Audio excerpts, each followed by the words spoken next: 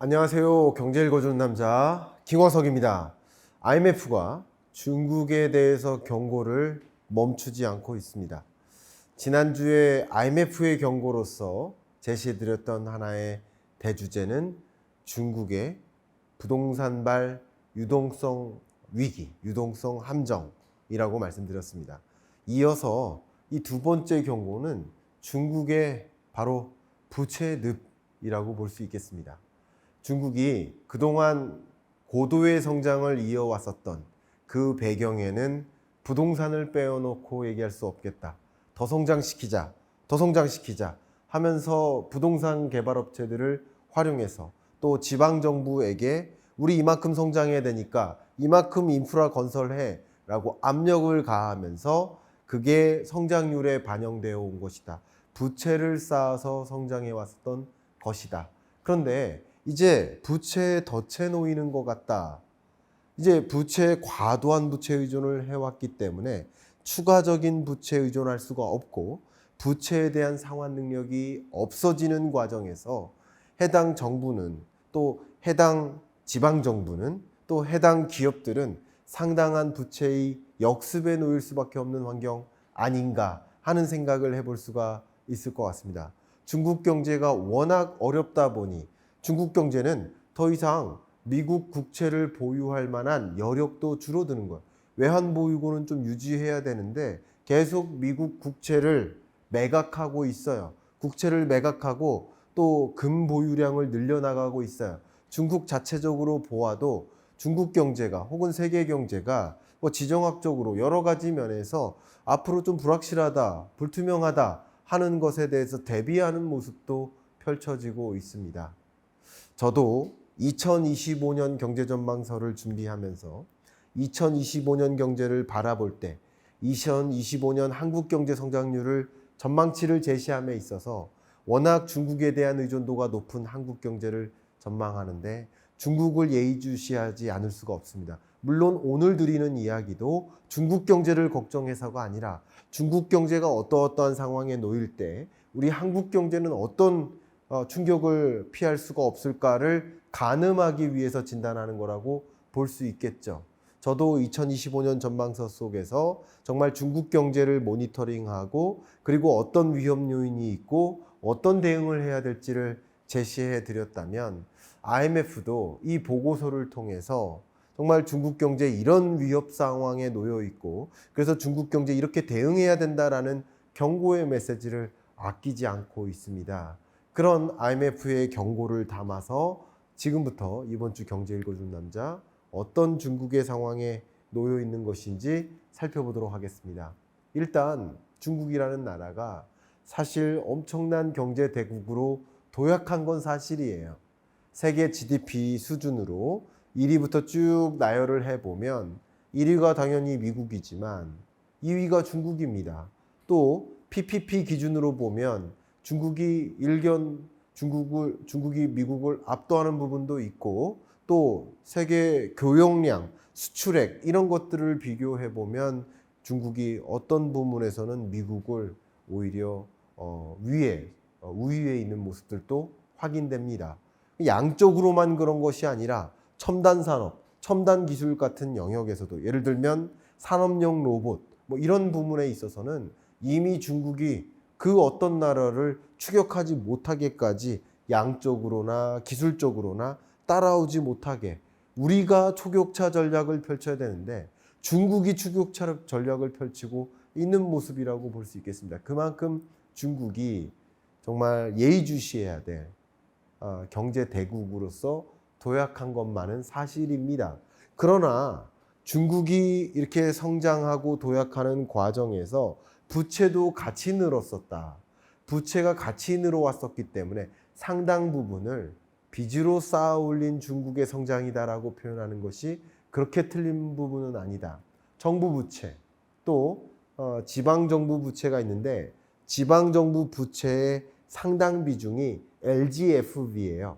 LGFV는 지방정부가 금융사에게 내가 담보해 줄게, 내가 책임질게, 너 이 LGFV에 대출 좀 해줘. 그럼 LGFB라는 하나의 플랫폼이 인프라를 건설하는 거예요. 그럼 인프라를 건설하고 주택을 건설하고 했으면 수익성이 와야, 수익성이 나타나야 그 수익을 가지고 빚을 갚아 나가는데, 인프라를 많이 대출을 받아서 건설했지만 수익성이 기반이 안 되니까 갚을 능력이 없는 거예요. 그러니까 앞으로도 갚을 수가 없을 것 같아요. 그러니까 지금 뭐 합니까? 중국 정부가 지방 정부들로 하여금 추가적으로 인프라 건설하지 마. 이제 더 이상 건설하지 마. 그럼 건설하지 마 하는 액션이 뭐예요? 추가적으로 성장 능력이 이제 줄어드는 국면이라고 볼 수 있겠죠. 빚으로 쌓아 올렸던 중국의 성장이라는 근거는 정말 차고 넘친다 하는 표현을 할 수 있을 만큼 중앙정부의 빚의 규모는 특히 21년, 22년, 23년 계속 늘었습니다. 매년 늘었다는 거예요. 그런데 IMF가 향후 중국의 정부 부채 규모가 얼마나 늘어날 것인가 라는 것을 조사를 해 보니까 지금까지도 부채 규모가 GDP 대비 이렇게 늘어왔는데 앞으로도 늘어날 것이다. 지금과 같이 중국 정부가 아무 조치 안 하고 운용을 해 나갔다가는 베이스라인처럼 GDP 대비 중국 정부 부채 규모가 급속도로 쌓일 것이다라고 우려하고 있습니다. 자, 이것은 잘 생각해 보시면 중국의 경제 성장률이 그래도 올해 5% 정도는 보잖아요. 최소 뭐 4% 성장은 유지할 것으로 보잖아요. 근데 중국 경제 성장세가 굉장히 높은데 부채 규모는 얼마나 빠르게 늘어나길래 이게 우상향합니까? 이게 무슨 말인지 아세요? 이게 GDP 대비 비율이에요. 그럼 GDP 규모가 분모에 있고 정부 부채가 분자에 있는 거예요. 근데 GDP 규모가 빠른 속도로 늘어나기 때문에 이 정부 부채가 과속도게 5% 이상의 속도로 늘어나지만 않으면 이게 늘어날 수 없는 거예요. 근데 GDP 대비 비율로 봤을 때 GDP 규모도 나름 4%, 5% 증가하는 이런 중국 경제, 물론 장기적으로는 3% 수준으로 성장률이 둔화된다 하더라도 3% 이상으로 빚의 규모가 늘어나고 있기 때문에 이게 계속 우상향하는 것으로 IMF는 진단하고 있는 거예요. 그래서 뭐라고 IMF는 지적합니까? 레코멘드합니다. 추천합니다. 뭐를? 정책을 가동하도록. 이 정부 부채 규모가 더 이상 늘어나지 않도록 이런 조치들을 단행한다면 너네 부채 규모가 더 늘어나지 않을 수 있도록 통제할 수 있어라고 경고의 메시지를 던지는 거예요. 그래서 IMF가 제시하는 이런 우리들의 조언을 좀 따라서 중국 정부 운영해 라고 지적하는 그런 보고서라고 볼 수 있겠습니다. 사실 정말 빚으로 쌓아 올린 중국의 성장이라는 것을 보여드릴 만한 또 다른 증거가 보시는 것처럼 GDP 대비 정부 부채의 비율을 가지고 본다면 이렇게 베이스라인으로 그렸을 뿐이지 이게 그냥 전제예요. 만약에 중국 경제가 더 안 좋게 흘러간다면, 저성장 고착화된다면 극단적인 경우는 빨간색처럼 더 가속화되면서 GDP 대비 부채 비율이 늘어날 수도 있다라고 경고를 하고 있습니다. 정말 이런 부채 규모에 의존해서 나라 살림살이를 운용하다 보니 이 과도한 재정 지출을 통해서 경제가 다시 성장하고 뭐 세수를 거둘 수 있고 하는 선순환을 야기하면 좋은데 과도한 재정 지출은 했지만 재정이 계속 악화되고 있으니 보시는 것처럼 tax revenue, 세수가 계속 감소합니다.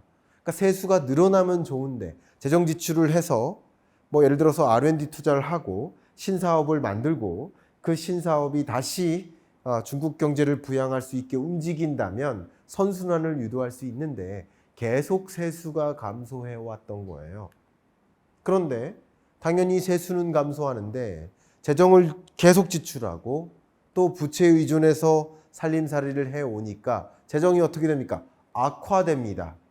보시는 것처럼 정부의 수지 자체가, 소위 세수 수지 자체가 세출은 많고 세수는 얼마 없으니까 계속 적자 재정인 거예요. 적자 재정을 계속 펼쳐왔던 거예요.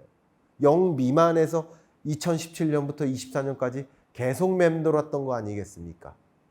이마만큼 과도한 재정 지출은 재정을 악화시켰고 재정이 이미 악화된 상태에서는 추가적인 재정 지출을 할 만한 여건이 형성되지 않는 거예요. 거기에 재정 정책뿐만 아니라 제가 두 개의 팔이 있다고 했죠. 정부는 두 개의 정책이 있다. 하나의 팔은 재정 정책, 그 다음 하나는 통화 정책.